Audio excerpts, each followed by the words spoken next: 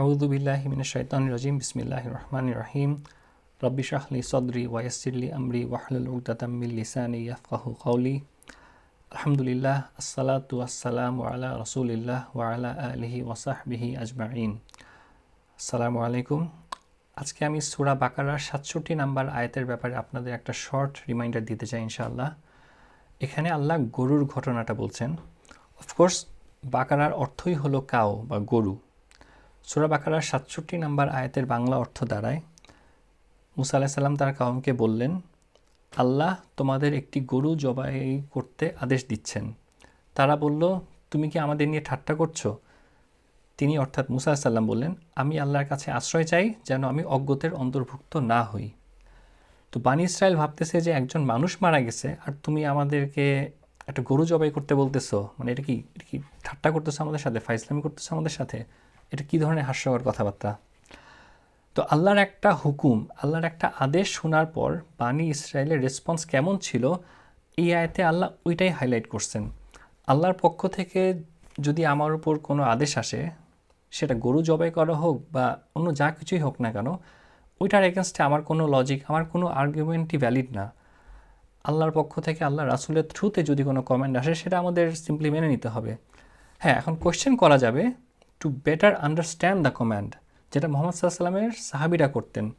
ওনারা দিনকে আরও ভালোভাবে বোঝার জন্য কোয়েশ্চেন করতেন। কিন্তু বানি ইসরাইল আল্লাহর হুকুম আসলে সেটার এগেনস্টে তারা কন্টেস্ট করতো, সেটাকে মক করতো।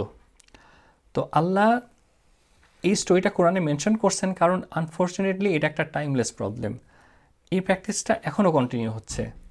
আপনারা ইভেন আজও দেখবেন যে কিছু মানুষ আছে, ইভেন মুসলিমরাও, যারা এরকম স্পষ্ট আল্লাহর আদেশ শোনার পরেও তারা সেটাকে সিরিয়াসলি নেয় না, এগুলো নিয়ে হাসি তামাশা করে, ঠাট্টা মনে করে।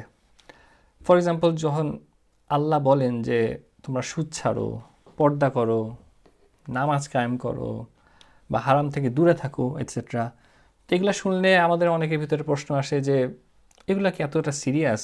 এই যুগও কি এগুলো মানতে হবে? সবাই তো মানে না, মানে এটসেট্রা।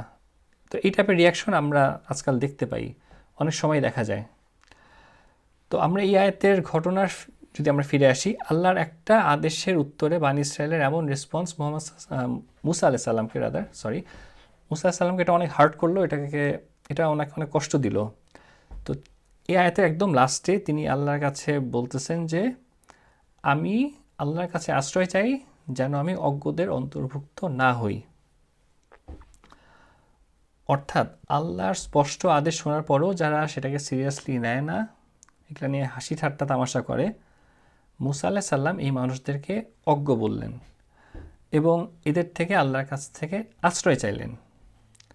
ফাইনালি এই আয়াত আমাদের যা শেখায় সেটা হলো, আল্লাহর আদেশ নিয়ে কোনো রকম বার্গেনিং বা দর কষাকষি করা যাবে না, মকারি করা যাবে না, সিলেক্টিভ ওবিডিয়েন্স না, আমি যা শুনবো সেটাই মানব। আল্লাহ যদি কিছু আমাদের আদেশ দেন, একটা মুমিনের প্রপার রেসপন্স হলো সামি'না ওয়া আতা'না, উই হিয়ার অ্যান্ড উই ওবে। বারাকাল্লাহু লি ওয়া লাকুম ওয়া আসসালামু আলাইকুম ওয়া রাহমাতুল্লাহি ওয়া বারাকাতুহু।